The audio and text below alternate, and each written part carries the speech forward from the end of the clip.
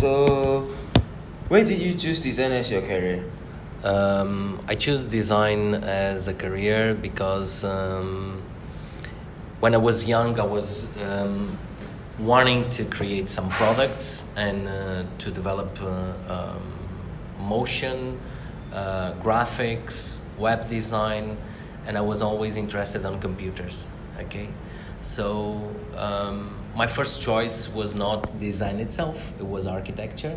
But eventually, the average is very high. Out of 20, it's 19.9 for architecture. So I went to industrial product design. Well, my product design is product design with multimedia. So then the multimedia concept within the product design was approached on my university, and we started to code in Flash, old school. Started to animate stuff in After Effects, some earlier versions, not the ones that we are using nowadays. And my first job was a motion graphics, and I was still studying. So I was doing weddings, okay? So I was doing editing and cutting, and I had a course that I also brought here for you. That is a workshop that is original from the 90s of After Effects, Photoshop, Premiere, and Encore DVD. So my job was to create DVDs, Blu-rays, menus, and make everything presentable with buttons on the DVD, etc. So the passion began from there, from my first job around in 2006. Okay. So, what difficulties did you encounter after graduating? Okay. In the first job, I didn't have so much difficulties on creating more related with the subject of motion design. Why? Okay. The person that contracted me already had a system.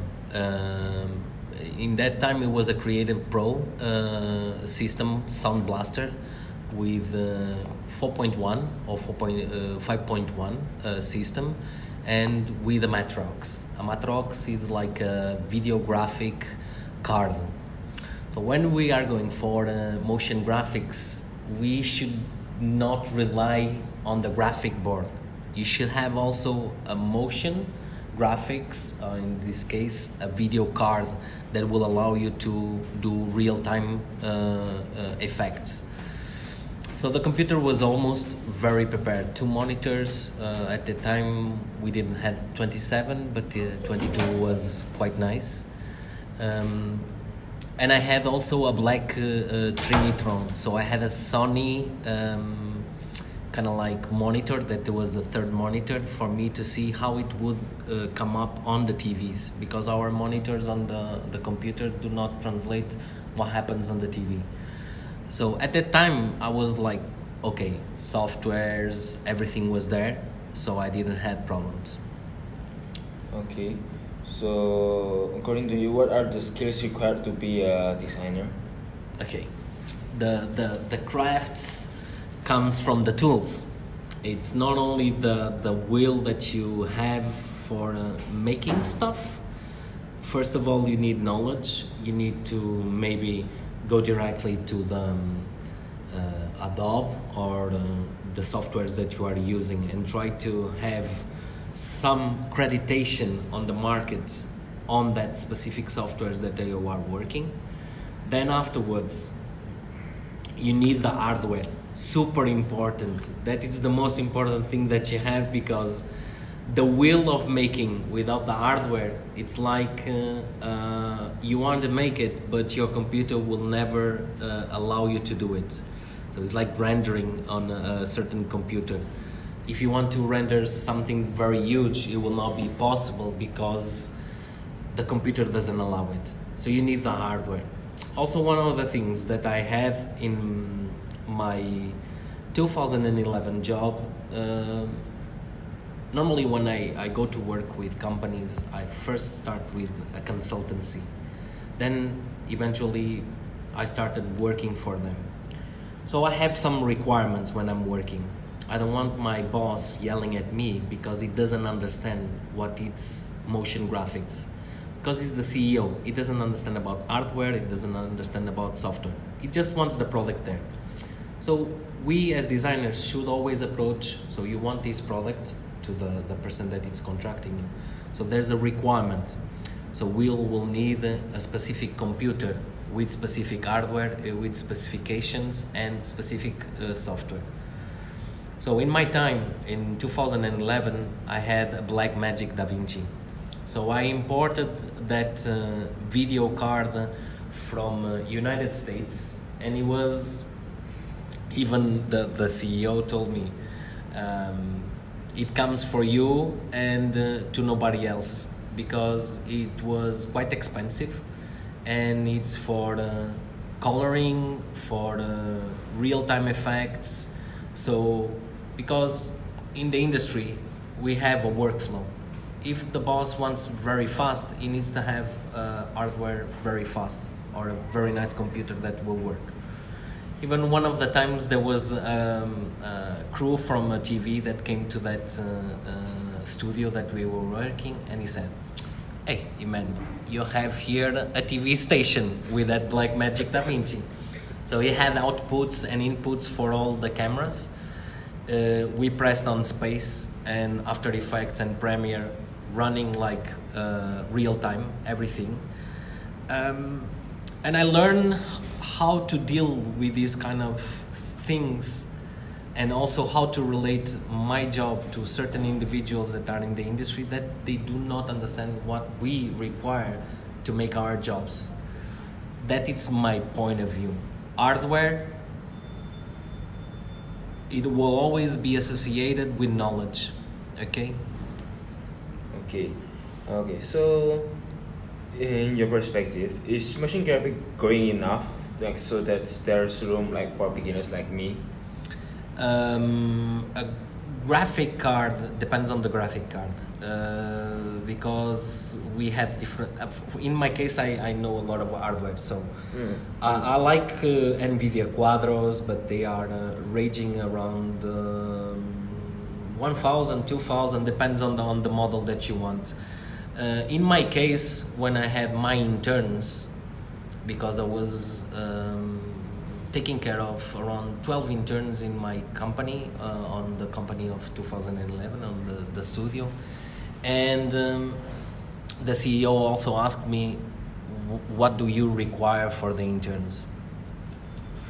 And I remember one of the interns, I wanted GTX, and I said, there's no GTX here because we're not gonna play games. So I'm gonna buy NVIDIA Quadros, entry level, and there's a model that it's the 600 model, NVIDIA. So that it's a good graphic board that you can play around, because there's CUDA cores, and you will always have the minimum requirements from a professional level. GTX are quite nice, but they are more for the gaming industry, but for you to play, not for you to build. Okay, so but there are also video cards that you can buy quite cheap, and you can upgrade your computer with an external video card. Okay. In your perspective, is motion graphic growing enough, like, so that there is room for beginners new like me? Yes. I didn't told on the previous questions, so Yeah, I'm addicted also for Cinema 4D. So Cinema 4D has MoGraph, and MoGraph comes with Python. So motion graphics is on not only an After Effects based environment or Premiere, because you have movies and stuff like that. Eventually, motion graphics is also related with movies. But there's another type of motion graphics. The motion graphics related with the 3D environments. That ones are a node base, and you have kind of like a way of expanding your knowledge to a 3D world. So you can mix several stuff. There's also color correction, matte painting, and other things that are more related with the film industry, that it's connected. So motion graphics is quite wide. You can use it for graphic design, you can use it for the movie industry, you can use it for game industry, you can use it for many platforms, okay? So you can do a lot of stuff, even for blogging. If you want to make a GIF, if you want to make something that is graphically moving, you will be able to translate that with motion graphics. So it's quite wide, and it's not only editing and cutting the movies, but it goes beyond that to coding, hardcore coding. So there's more than space for the newcomers for motion graphics. Is an industry that it's always expanding and it's growing every time that we see, especially nowadays that you see that all the movies have 3D graphics generated with motion integrated, so that it's more related with motion graphics than to a 3D designer. All of them are connected. They all need to work together. It's not that you will make everything. You need to work on a group. But literally it's growing, that industry. So there will be a lot of jobs further on. Okay. What qualification do you seek or respect when recruiting a member?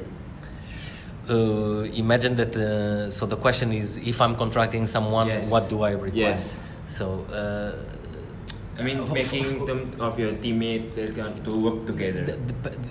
Depends. If I'm on a company and I have an intern, I have a level of skills that I need to have for them, and they will be learning. If it's a person for a business and I want a partner, so eventually I will talk with him and I will understand if he knows what are the requirements that he needs for hardware. He needs to understand the hardware, he needs to understand the software, and beyond the software, also a node-based environment that it's kind of like he needs to understand mathematics and he needs to understand a little bit of coding, because motion in certain ways that I perceive that it's for the 3D industry, you need to understand Python.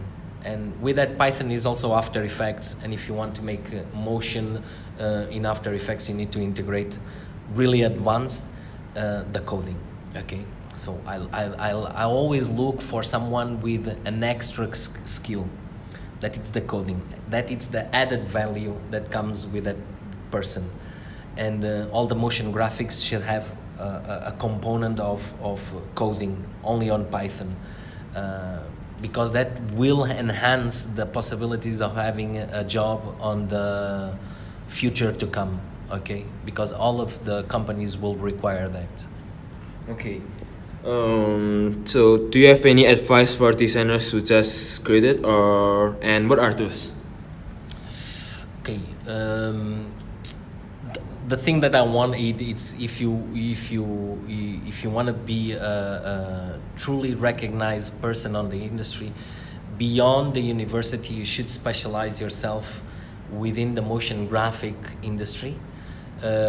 Maybe take 1 or 2 courses from Adobe if you are using Adobe. If it's Sony Vegas, you should relate to that company for having a certification within that softwares, because that certifications come with added value to the company and to the person itself, because they know that you have a level of skill already given by the software industry. And I think also that